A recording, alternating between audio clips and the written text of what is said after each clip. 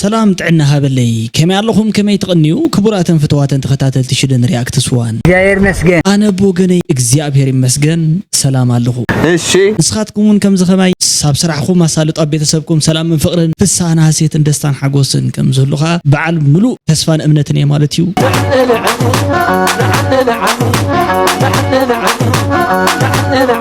أنا لما عند فيديو حيزكم كسجري كبرات فتواتن اليوم دس زبل فيديوهات كألونا لساتمون دسس كنبلو بينا بزغلت معلتي أبدي سببا نحبرت أفريقيا تأخيبات زنبرني أفريقيا خارتا نا إيرتران سوماليا المريت نا بإثيوبيا ذا أتوا بمنبارو بزحت عم محبرة وميديا زرارو الخمزلو زفلتيو نزيد ما إيرترا ملسي باتو للا بزعوازي تنتانا لنا إنا مالتيو أبزي ريتو خنقبرينا إيرترا نتي أبزز حلفك أربا معلتات نقلك كفالاتا أبكارتا إثيوبيا حويس الزرقي نا أفريقيا كارتا تابز ملكت قبر ملسي هبا قتل بيلنا ملوكيتا داقماي رأس تسمى أبقوداي إري بي إم زهاوا حسابالو حدا كبعل هينوك جميل كاب اسمرا يونيفرسيتي بوليتيكال ساينس وديو بلس اب نايب حتى ين غازيطنياتات لعل زخون تمكرو زلو يو زون أكال تحستونا غيرنا يلنا مالتيو لقيتا داقماي رأس تسمى أميلو مزلو أو تقرأ حدا قد زبل مزارار بزعبا قني نيرو حانت هذا نسخبو دا أخي ولاد كربعته محاورة سلزخونت بزبل كي تتأمقت تشعات ورح خمس أنحت اتعدب على قليس أنيرا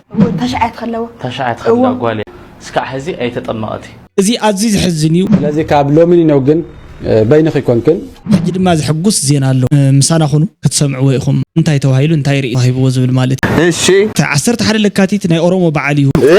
زون تباهيلو له لكاتيت برهان أوروميا اسكي كنسمعنا خانز قداي زون رعزي ما نميل لوق أي واقع جنرال ساموراي ونسك انتا يوم يلوم اب تيك توك نفلطوم ديانان ديفنس تباسلو مخنيات غليص الله مالت يا ديانا نداوت بدلاتيات زربا جايو حسوتي خان نداوت اي بدل كون زعبا زيون نباخم نبولو قداي لنا مالتيو سلازي بتقلالا كعبيت قوم نغرات جمير كساب قل زمسلو مسحقتي وقعتاتون ابزي اكل لاي زي فيديو لو من مسكله تباسه انتاي كنتاي بل زبل نغر كله ترخبو مالتيو اب شدن رياكتس واني انكو عبد حنا مصخو Welcome to Shidden Reacts 1. حرا يبلو دق اقسم اب غفا غزي تاينير مال اب غفا غزي انتاي ደቅ ኣክሱም ትጋደሉ ኢኹም መፂኹም እኒኹም ስኻመን ሽምካ دياقون ግርማይ ካሕሳይ ዲያቆን ስኻኸ أنا قش تسفوني برهان يبهد ቀሺ ተስፉናይ ስኻኸ مرجتا بلاي عرقو መርጀታ ታትገርና መፂኹም እስቲ تقفيفنا شابة خرسيان نقوم دري تقفيفنا كداسي غاي تودى ዋይ ስኹም ናይ ቤተ ክርስቲያን ሰባት እንዲኹም እኒኹም ኪዱ በቃ ለቂቕናኩም ኣለና لا قونا እዎ ኪዱ سي بعد قلي وازا مسقوم ነገር ዝባል ከምዚ ባይዞይ ማለት እንዳስሓቀ ንሽትለይ ከጻውተካ ወይ ከዘናጋዓካ ዝኽእል ነገር ማለት ዋዛ መስቆም ሄሎ ዋይ ሳዕሳዕ መርጀታ ና ሓዞ ሽደንከ ነዛ ቆልዓ ምሳኻ ክትሰርሕ ለሚንካ ኔርካዶ ሽደንከ እስኪ بتوم كالت تخويني قلتهم كالت يتوكل كن حزل كنينا تيرهم ما عاد يتوبر طيقي انا ما عاد يتوبر مالتي ما عاد كاب عدت حيزه كاب بعد ما قشوا ما عاد طيقي انا كلهم قلت هاي لو من مسيرك لفرقي يوم يلومني 10% ل 30% انقد حسو $100 تسري حسي $7 للا يلغن له انقد حسو انا انت منتاي $7 اللي هو انا نص خفيلس انا اندالف لفكو عيلي انا اب عيني سب انداتخو انا لل انداولكو عيلس 10% بدصع شجر يبلكن انا حجي مالتيو 50 خبكي ناي بحق مالتيو نعي ايطيقكن بايزوي سكتبلكي ከተዛሪብክ ዘለኸ ማጉውን ጥዒሰብ ይኹም ዓይነት ዘረባ ይዛረብ ኢላ ይግምትን ተዛሪብክ ተኾይንክ ግን ኣብ ክንዲ ብፅሕ ውላድካ ይትመሓል ይዝብሃል ስለዚ ክንዲ ማጊ ሓሊፈ ወይ ክንዲ ካልኦት ዘሎ ጂሚ ገለገለ ማለትዩ ኣይ ዛረበክኔ እንተ ኮይን ግን ፍርቂ ኣብናተይ ክትሰርሕ እንድሕር ዳ ኮይንኪ ቁም ነገር ብቻ ያለኸ ሓሳብ ሓገዝ ብዘለዎ መልኩዕ ማለትዩ ክትሰርሕ እንድሕር ዳ ኮይንኪ ጻሕፍል ዋይ ጓል ሓፍተይ ገዝሚ ከምዚ ኮይኑ ምስ ፀንሐካ ትገብሮ እስኪ ናይ መርዓ ወድና አይተ አቤል መንገሻና ቅሳነ ወይዘሪት ቅሳነ ሻምበላ ማረ ወራ መርዓ ኮይንኩም ንዙ መጻኹም ክቡራት ወራ መርዓ ምስኩራት አዕርፍትን ጓልና ዝተወሃበ 500,000 ሽልማት አለው። ክብርት ጓልና ክቡራት እንዳ ወዲ እንዳ አይተ መንገሻ መብራቱ እስመላ ቤተሰብ ለክብርት ጓልና 500,000 ዝወደአ ሽልማት ሸሊሞም ዋየው። ብምቅጻል ሽልማት 500,000 ሽልማት ከም ዘሎ ኮይኑ 2.5 ናብቲ 500,000 እንትድመር እንተሎ ጠቅላላ 3 ሚሊዮን ገዝሙሁም ይባላል።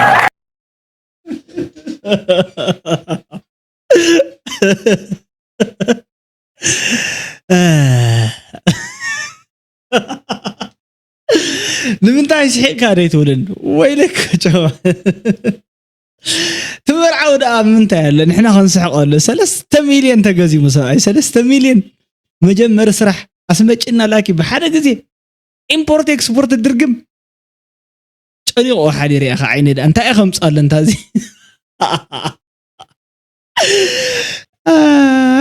እስኪ ዕልልታ ገዝሚ እስኪ ተገሪሙ 3 ሚሊዮን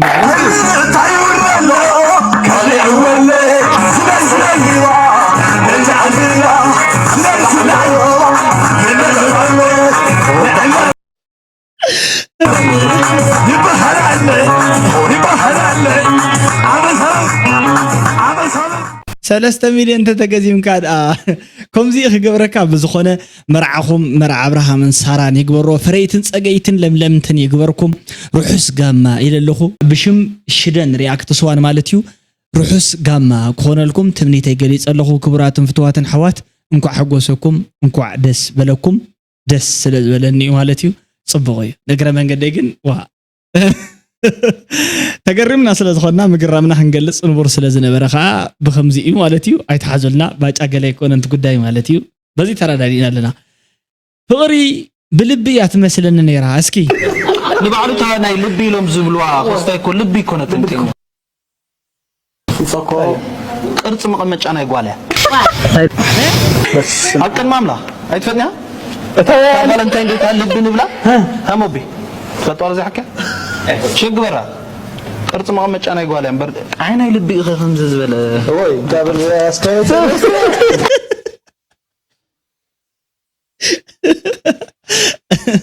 አታ خرس من እሺ ዲያናን መጀመሪያ ጊዜ ብዛዓዴፍ ተዛሪባ ዲኑን ዲብን መባእሲኦም መተዓረቅ ኢሎም ኢልካ ተዛርበለካ እምበር ተባኢሶም ኢልካ ጋደዩ ኤዲተር እዚ ኣምጺዋ ማለት እዩ ኡርድ ከራሲ ኣነ ከም ጲላጦስ ኤዲት ሓጺ ሰምዓ ዘለኹም ስኻትኩም ማዕረ ሓራይስ ክበል ቀልድ በለ እዚኣ ጉዳይ ማዕረ ያ ዲያና ንዳዊት በድላትያት ዘረባ ገይጋዩ ሓሱት ይኻ ኣነ እንዳውት ኣይበድልኩን ገል ኣብ ግዜ ናይ ሓዊ ሓዘን ኣይ ኣቡነ ይኮነን ከምኡውን ጽናዕት ሃብኩን ኣይበለንን መምኽኔታ ኩሉ ይኽእሉ ብሎጌራት ነራና ብምንታይ ክረኽባ ገለገለ ክብል ይኽእሉ ርግፀኛ ይኸምኹም ከም ዝብል ግን እዚ ኢሮፓይ ቴሌፎን ያለው ገዛይ እውን ይፈልጠዩ ደው ኢለ ሕማቅ ተረኺቡ ኸይብላ ብሎክ ዓጽያትኒ ክብል እዩ እሺ ይኹን ከምኡ ከዓ ጽሒፈ ብኢንስታግራም ሕማቅ ተረኺቡ ኸይብላ ብሎክ ዓጽያትኒ ክብል እሺ ከምኡውን ገዛ ኸይደብጎና ኸይከውን ክሰጎኒ እዩ ክብል እሺ እቲ ብዛዕባ ናይ ውሳብ ንበል ትብውሳብ ጽሒፍካ ምድዋል ብሎክ ገይሮም ሆነ በለድሓን ኦኬ ኣብቲ ሰዓት ተኾራትና ስለዝነበርና ከም ማንም ፍቑራት ዝበኣሱ እውን ከም ማንም ፍቑራት ዝቆራር ህይወት ኾራትና ነርና ክንኮን ንኽእል ኢና ከምቲ ኩሉ ግዜ ተባእስና ንዕረቆ ዝነበርና ተባእስና ክንዕረቕ ኢና ዝብል ሓሳብ ዶ እዩ ነርና እምበር ኣብ ዝረዳ ጨንበጽሕ ኢለ ሓሰብኩን ነርኒ መልእኽቲ ናብ ዴቭ እዩ መጽኢ ዘሎ ማለት እዩ ዴቭ ኢኻ ሰኒፍካ ዘለኻ እሳትብል ዘላ ሓደ ዛረብ ከላ ንባዕላ ትፍለጥላያ ማለት እዩ ኣነ ፎቶ ክንዕረቕ ኢና ተባእስና ኢንተረፊና ዝብል ግምት ነይርኒ ኮርየ ምስ ብዘለኽዎ ወዲ እንተ ቅብጮ ቅብጭ እዩ ኢሉ ከዓ ንሱ ማለት እዩ ቅብጩ ብዘለዎ ይገዲፍዎ እምበር ኣነ ክምለስ እየ ዝብል ሓሳብ ነይርኒ ኣትብለና ዘላ ማለት እዩ ይምለሱ ብሰላም በቃ እዚ እዩ ሰናይ ትምኒት ማለት እዚ ክሳዓብ ዘለዎ ስራሕ እዩ ንስልጣን ንሓግዞ እሺ ንስልጣን ንሓግዞ ከመይ ኣለኸይ ከመይ ቀኒኸይ زمن ممكن صبو انا سلطاني زبال ስለዚህ ካብሎምን ነው ግን በይነኽ ይኮንክን ብርግጽ አነ ወላ ኩላትና በሀገር ሓደ እንተዘይኮና በእምነት ግን ሓደ ኢና ሓንቲ ቤተክርስቲያን ሓንቲ ተስፋ መንግስት አምላኽ ያዘላትና ኮይኑ ግን አቀድም አቢሉ ሓደ መምህር ደው ይልክኝ ረሐቀይ او حجي ነቲ መምህሩን ኣነ ናባኸ ክድውልከም ዘሎ ነጊር እዮ ስለዚ ሕጂ ምስ ገለገለ ኣቦታት ንዘራረብ ኣለና እቶም ደቅኺ ክጥመቕ እዮም ተመስገን ብዛዕባ ጥርጥር የብልክን እዚ ጉዳይ ድማ ኣብ ትግራይ ዘለው ጳጳሳት ናቦም ክበጽሕ እዩ ብውሽጢ ንዘራረበሉ ለና ንሰርሓሉ ለና ናይ መጽሓፍ ቅዱስ ቃል ዝገልጸልና ኪዱ ንኹሎም ኣሕዛብ ብስም ኣብን ወልድን መንፈስ ቅዱስን እናጥመቁም ዝኣዘዝኩኹም ኩሉ ክሕልውኻ እናመሃርኩም ደቀ መዛሙርተይ ግበርዎም እዩ ዝብል ስለዚ በይንኺ ኮንክን ህፃእቶም ደቅኺ ብፍለጓልኪ ክጥመቕ ከም ዘለዋ ድማ ምስ ኣቦታት ብውሽጢ ንዘራረብ ኣለና ብጣዕሚ ዝገርመና ኣነ ማለት እዩ ሓደ ግዜ ኣዝዩ ዝገርመካ ነገር እግዚኣብሔር ሓደ ዝገበሮ ሰብ ኣይፈልዮን እዩ ሰብ ኣይንጽሎን እዩ ይብል ሰብ ከም ዘይንጽሎ ማለት እዚኣ ኩሉ ግዜ ታጥቕስ እዚኣ ዝነግሩና ግን ኣብ ምንታይ መሲልኩም ኣብ መርዓ ኢና እግዚኣብሔር ሓደ ዝገብረካ ኣብ መርዓ ጥራሕ ኣይኮነን ሰብኣይን ሰበይትን ጥራሕ ኣይኮነን ሓደ ዝገብሮም እግዚኣብሔር ሓደ ዝገብሮም መሳርሕቲ ሰባት ሓደ እዮም እግዚኣብሔር ሓደ ገይርዎም ኣሎ ማለት እዩ እቲ ሓደ ኣካል ምዃኖም እዩ ሓቢሮም ሰርሑ ሰባት መሓዙት ኣብ ቅርቢ ጸከ ከመ ነብስከ ማለት እኮ ከም ነብስኻ ጌርካስ ንዓርክ ከፍተዎ ማለት እኮ ኣትርጉም እንታይ ማለት ድያ ወታ እያ ዘረባ እዚኣ ማለት እዩ ንዓርክኻስ ከም ነብስኻ ጌርካ ፍተዎ ከም ነብስኻ ጌርካ ንዓርክኻ ተፈቲኻዮስ ሓደ ኣካል ይኮንኩን ተልካ ከም ነብስኻ ማለት እንታይ ማለት እያ ታ ነብስኻ ትፈትዋ እንዴ ሓቀይት ደቂስኻ ትሓድር ትደልያ ጥዕና ክትረክብ ትደልያ ሰላም ክትከውን ትደልያ ታ ነብስኻ ታ እግርኻ ጽቡቕ ሰርሓልካ ክትጻወተላ ስንኻ ደርግስና ትስሕቆሉ ትደሊ እንታይ ደሞ ብናይ መሓዛኻ ብናይ ብጻይካ ንዋይ ጥሪት ትቐንዕ ትሕስድ እንታይ ደሞ ምስኡ ትበኣስ እንታይ ደሞ ንዕኡ ሰላም ከይርህዎ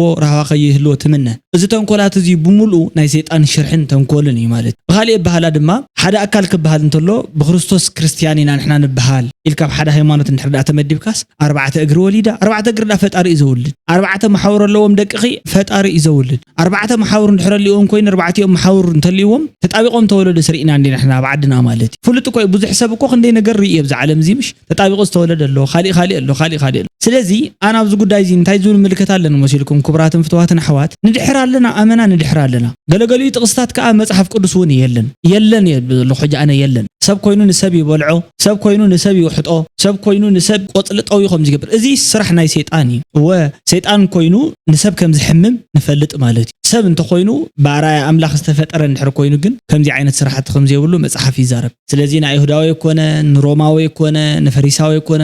ንኤርትራዊ ኮነ ንትግራዋይ ኢትዮጵያዊ ኮነ ዩጋንዳዊ ኮነ እዚ ጥምቀት እዚ ንኹሉ ሰብ ወዲ ሰብ ክጥመቕ ኣለዎ ተተወሊዱስ ክጥመቕ ኣለዎ ኢልካ ክርስቲያን እንድሕር ተባሂሉ በቃ ክጥመቕ ኣለዎ ተባሂሉ ክርስቲያን እንድሕር ክበሃል ኮይኑ ማለት ሕጂ ዛዶ እዚኣ 9 ወርሒ ዝኣክል 40 መዓልቲ 80 መዓልቲ ጥምቕ ትፈልጡ ኢኹም 9 ወርሒ ዝኣክል ውላድ ከይነጠምቕን ኢሎም ኣብዮማ እንድሕር ደኣ ኮይኖም ባይዘይ ሓላፍነት ናይ ታዶ ይኮነን ኣነ ከጥምቕ ኢለ ሒዛቶም ከይዳ እንድሕር ኣብዮም ማሞቶም ቀሻውሽቲ እንድሕር ደኣ ኣብዮም ገለገል ደስታ ኢልዎ ከጠምቐልካ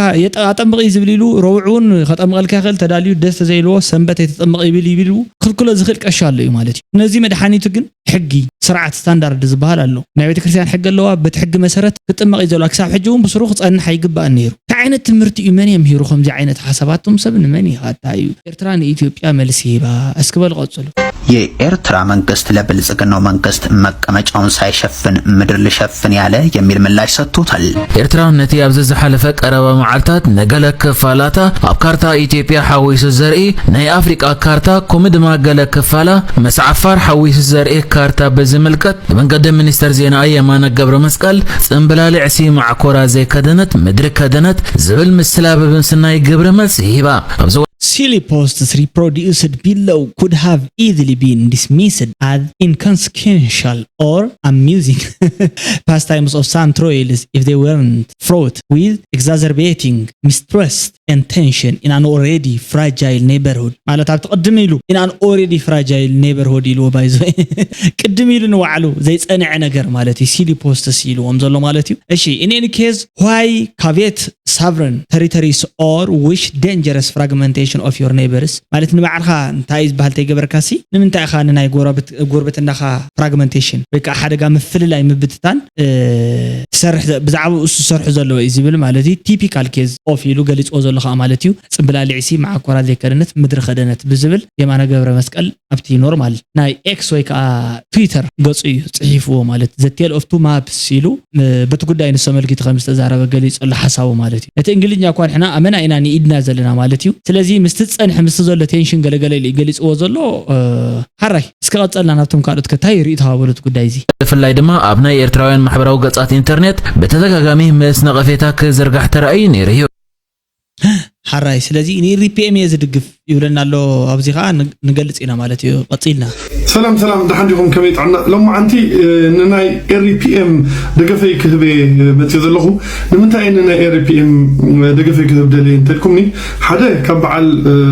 ሄኖክ ጀሚልካ ካብ ኣስመራ ዩኒቨርሲቲ ፖለቲካል ሳይንስ ወዲኡ ፕላስ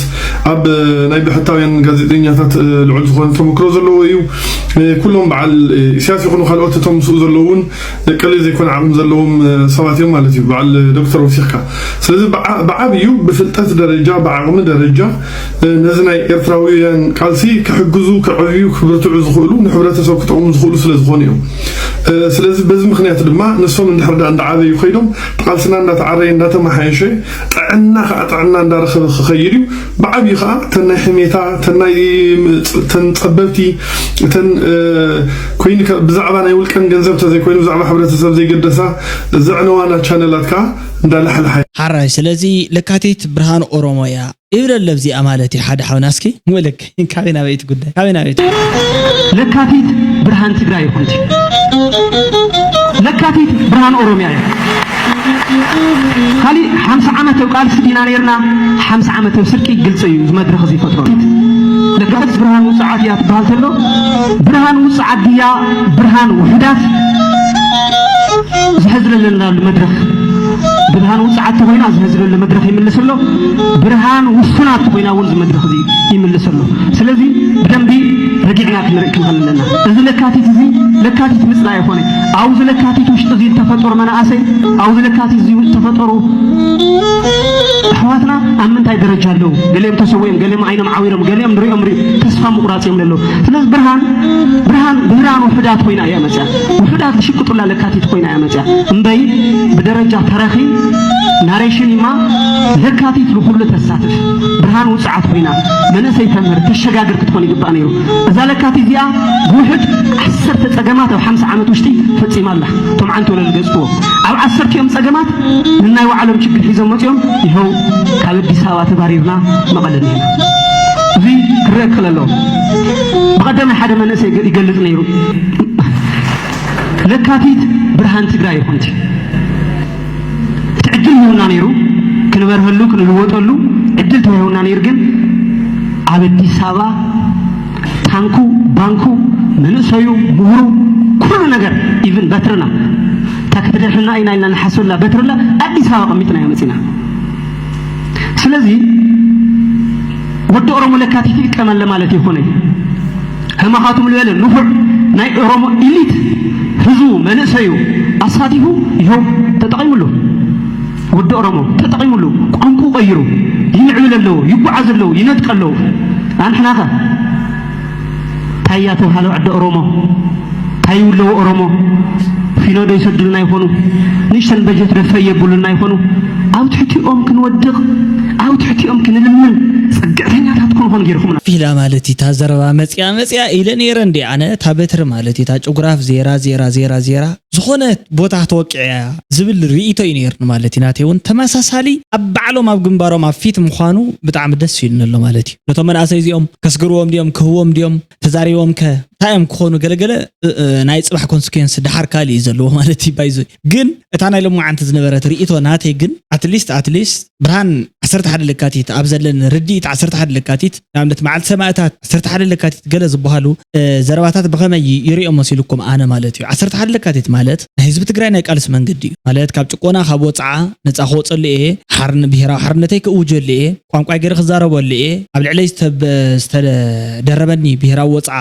ክቕንጥጠልኤ ዝብል እዩ ተቴማ ነይሩ ማለት እዩ በዚ ቴማ እዚ ተቃሊሶም ዝተሰውኡ ስለ ዘለው ንዖም ክብርን ሞሳን ምስግናን ይዝግቦም ነቲ ሰላሙን አንጻራዊ ብዝኾነ መልክዑ ዋላ ንሳቶም ኣየርከቡሉ ንባዕላቶም ኣይንበሩ ክሳብ ዝረአ ሃዋሁ ጭላንጭል ተስፋ ጭላንጭል ልምዓት ክሳብ ዘርእ ዘምጽ ሰባት እውን ዘለዎ ዓብይ ሓቋፍ ዝኾነ መድረኽ መንገድን ነይሩ ማለት እዩ ስለዚ ትጅማር ኣይኮነን ትሽግርት መፈጸምታ እዩ ፈርታ ሓለካቲ ድማ ነቲ ጅማር እምበር ነቲ መፈጸምታ ይምልከተን ጥራሕ ሕጂ ንኣብነት ማለት እዩ ናተይ ሓሳብ በዚየ ዝርዮ ፈርታ ሓለካቲት ትክክለኛ ክኽበር ዝግብኦ ቃልሲ ዝበሃል ነገር ዓመፅ ማለት እዩ አንጻር ዓማጺ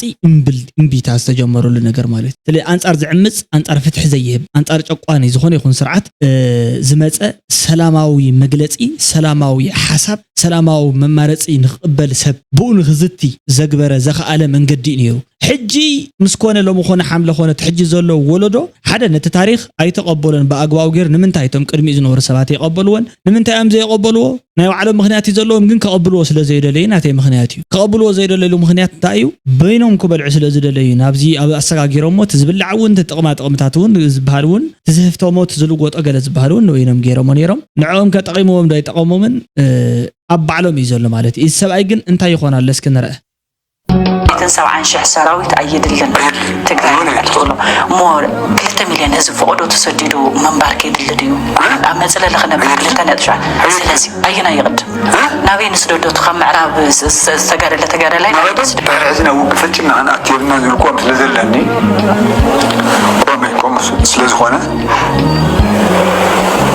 ዲዲኣር ምፍፃም ኣይጎደናን ይጠቕመና ድሕሪ ሕዚ ማንም የልዕለ ውግእ ኣይንዋግአን ህዝቢ ትግራይ ክዋግዕ ይብልን ዝልቅዋም እዩ ዘለን መኒና ክነዳለሁ እዚ ተፈፀመ ገለመለ ዝበሃል እንታይ ማለት እዩ ክዋጋእ እዚ ተፈፂሙ ክዋጋእ ወልቃይት ብውግእ ንሕዞ ወልቀል ፀለምቲ ብውግእ ይትሓዝ ብሰላማውን መንገዲ ውዕልቲ ፕሪቶሪያ ተግባራዊ ንክኸውን ምስ ኩሎም እንዳተቃለስና ብሰላም እንዳተቃለስና ምስ ኢንተርናሽናል ኮሚኒቲ ክሕግዝ እንዳገበርና ናይ ውሽጢ ዓዲ መንግስቲ እውን ክርድኦ እንዳገበርና ብሰላምን ጥራሕ ኢና ክንፈትሖ ዘለና ብውግእ ዝበሃል ድሕሪ ሕዚ ይኣክል ሓራይ መፃና ማለት እዩ ሕጂ ኣብዛ ጉዳይ እዚ ኣሕጅስ ብውግእ ኣትፍታሕ ኢሉ ዝዛረብ ሰብ መን ይመስለኩም ተውግእ ዘይወዓለ እሞኸ ልዕሊ እቲ ሰብኣይ ዘውግእ ዝወዓለሉ ዶ የለን ልዕሊ እቲ ሰብኣይ ሕጂ ውግእ ዝወዓለ ሰብ ወይ ከዓ ውግእ ዝፈልጣ ዘሎ ኣይመስለንን ውግእ ብመሰረቱ ኣድላይ ኣይኮነን ለውጠ የምፅን የዕንወካ እምበር የድቅቐካ እምበር ይብል ኣሎ እቲ ዘይወዓለ ኸ እንታይ ይብል ኣሎ ማለት እዩ እቲ ወይ ብፍርቂ መዓልቲ ዝወዓለ ኸ እንታይ ይብል ኣሎ ኖ ክንዋጋእ እዩ ዘለና ይብል ኣሎ ንመን ሰምዒ ይመስለኩም ኣነ ብወገነይ ምንም ዋጋ የብሉን ክንዋጋእ የብልናን ዝብል ሓሳብ እዩ ዘለኒ ብናቴ ወገን ንባዕሉ ማለት እዩ ሓራይ እምበር እሺ ወይለካ መማሃርተ እዚ ኸ ማለት እዩ እስቃጽ ናይ ካሊእ ፀገማት ቀደመት ሒዝና ንሰግኦ ዝነበርና ነገር እዩ ዝብል ዝተልዓለ ሓሳብ ኣሎ ኣነ ፍጹም ኣይሰማምዐሉን ህዝቢ ትግራይ ካብ ጫፍ ናብ ጫፍ ዘሎ ብኸባቢ ይፈርድ ዝብል እምነት የብለይን ኣነ ራያ እንተኸይደ ወይ ሽረ እንተኸይደ ወይ ዓጋመ እንተኸይደ ወይ ተንቤን እንተኸይደ ወይ ኣብዚ እንደርታ መቐለ እንተመፅሲ ብዘጥፋእኽወን ብዝሰርሕኽወን ዝንቀፍን ዝምጎስን እምበር ወዲ ዝኸባብ እዚ ስለ ዝኾንካ ዝብል ወይ ኣውራጃዊ ተሓሳስባ ኣብ ህዝብና ኣሎ ዝብል እምነት የብለይ ኣመነ ኣሎ ኣብ ሸቀጥ ፖለቲካዊ ስልጣን ዝደልዩ ሰባት ኣሎ ሕዚ ንሪኣ ዘለና እውን እዚኣ እያ ምሕረታ በረኣያ ይበሃል ባይዘወይ እዚ ዝዛረብ ዘሎ ቆልዓ ኣብ ፍሉይ ካልኣይ ብርኪ ቤት ትምህርቲ ቀላሚኖ ክንመሃር ተለና ማለት እዩ መማሃርተ እዩ ነይሩ እስሩ እውን ጎበዝ እዩ ማለት እዩ መማሃርተ ጥራሕ ዘይኮነስ ኣብ ሓደ መድረኻት ንሳተፈሎም ዝነበርና ማለት እዩ ፅቡቕ ይኹኑ ናይ ስነ ጥበብ ነገራት ሽዑ ነገረ መንገድና ማለት እዩ ምሳይ ዝዋሳእ ዝነበረ ብጣዕሚ ጎበዝ ቆልዓ እዩ ይፈልጦ እየ ማለት እዩ ሓደ ክልተ ዝኾኑ መፅሓፍቲ እውን ፅሒፉ ኣሎ ብጣዕሚ ፅቡቓት ዝበሃሉ መፅሓፍቲ እዩ ማለት እዩ ብስነ ግጥሚ እውን ብጣዕሚ ኣዝዩ ጎበዝ ቆልዓ እዩ ቃልሲ ድማ ናይ ባዕሉ ዝኾነ እጃም ናበርክቶን ዝነበረ እዩ ማለት እዩ ኣዝዩ ጎበዝ ቆልዓ እዩ ብብልሒ ከዓ ከምቲ ንሱ ዝበሎ ኣብ ትግራይ ኣብቲ ትክክለኛ ማሕበረሰብ ከድካ እንደርታ እንታይ ይመስል ኢልኩም ጠይቁ ናይቲ ቆልዓ ዘረባ ንድሕር ክርዳእኩም ኮይኑ ኣብ ሽረ ከድኩምስ እንደርታ እንታይ እዮም ዝመስሉ መልክዖም ተቐበልቲ ጋሻ ድዮም እንታይ ከ እዮም ኣይፈልጥን መብዛሕትኡ ሓረስታይ ከመይ ድዩ ዝፈልጥ ከምዚ ዝበለ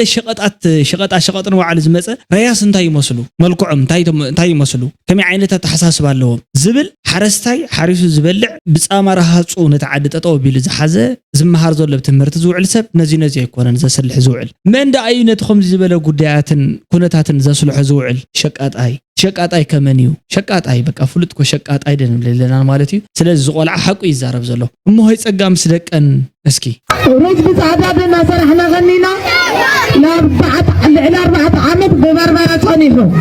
ታው አውዚ ክልተሶም እንዚ ድማ ጻዕዳ ነገርና ልኩም ደጸኒሕና እሺ ጻዕዳ ሩዝ ጽቡቕ ይልትሉ ኢድኩም ላዕሊ ጻዕዳ ሩዝ እሺ አውርዱ ወሉ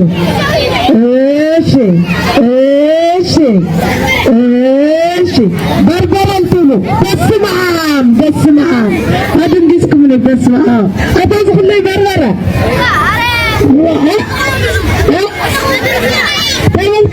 حتى ميادو تايو بساعد الله تسعركم الطاقية مقا ايش صلاح السيد البربرة يجمر الله ببربرة يجمر الله لندك خطغاتم بيهم حقهم تعاويهم بانهم نشي ببربرة يجبر لكم من يوبيلكم معاكم وهونكم سعادة كل هذا هذا جزيت هذا ولا هذا جزيت بربرة شيء بقى صلاح بربرة كبرة لكم يزنبك بربرة صبح بربرة هم قدرين الجاوير حق النمبر بربرة لا دخل خوير خينو بربرة لا عندي وسهيم دول لهم لا خنا لمن زنبك شكرا لله ويشو رزقنا لكم ዘነዶ ብጣዕሚ ናይ በሓቂ ዕድልቲ እየን ዝተዓደላ ኣዶ እየን ኣዶ ብዙሓት እየን ወሊደን ጠዋሪ ገለገሊ ሰብ ማለት እዩ ኣነ ካባይ ኮ ዝጀምር ሕጂ ኣነ ክጅምር ተለኹ ተወሊደ ክጥጉረኒ ምእንታን ዝኾነ ነገር ገይረ ንጽባሕ ዝበልዑ ከይስእን ኣብዚ ኩሉ ልፍዓት ገለ ይወድቕ ማለት እዩ ተረዲእኩም ዘነዶ ግን ኩሉ ገዲፍካ ንዓይ ተኸተለኒ ዝበሃል መንገዲ የሪኣና ኣለዋ ትክክለኛ ክርስትና ዝበሃሉን ከምዚ እዩ نخالق السبات منباري بترجم درجاون ترينا يتحقن يا خرستنا نايزيني بق نسن خالق السبات ينبر الله كندينا إذا أكلنا حلنا عقابة اللون ناي منفس عقابة هون اللون نحلنا طرح يكون ناي منفس هون اللون كل نجر ملي أذهبا بتعم أزين زتعدل عدين مالتيو جزيء بيرك أي ملالن كم زول مالتيو كلها نازل زعق من هنحجز نقرأ من جدنا نبنا ناي ما هو يتسجى عبوت أخوينكم تحجزوا بزحات سبات كم زلهم رينا إنا مالتيو بزحات سبات مالتيو نايزين كأي في الليو مالتيو بتعم بزحنا جريو تذكرك زجرم نجاري نارينا كبرتي هابل نادينا نبرالنا قالوتون كنحجزني قبا أنا ونزعق ميك حجز كم زلنا نقرأ من جدين حلينا يبوشت إن دات زارب كوت صني حجن كم زل كم زراب عدلايزي كوين أنت زي كونس نمتبع بعز أكل خالوتكم وني مالتيو كبرتي هابلنا بتعم يمسجن يغني لك ولكم يدلي رئيسوتات صحفيكم صبو رئيسوتات كأبز كومنت بسرقن لايك يتوحدو نيفر وا هاي معاتي مالتي زرقهم كلهم سبات لايك قوري بلا لهم شو لايك كبرتي هابلنا تشاو دحنا قديوتا good light دحنا حضرت حوات إيمان طيب